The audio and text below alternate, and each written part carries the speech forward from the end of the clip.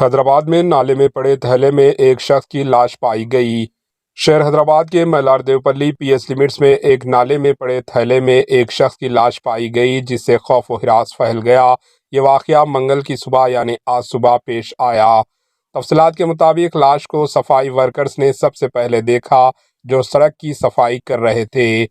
جھاڑو دینے والوں نے ٹریفک جنکشن پر موجود ٹریفک پولیس کو اطلاع دی، جس نے لا اینڈ آرڈر پولیس کو اس بات پر واقف کروایا۔ ملار دیوپلی پولیس نے موقع پر پہنچ کر لاش کو تھیلے سے نکالنے کے بعد اس کو پوسٹ مارٹم کے لیے اسپتال بھیج دیا۔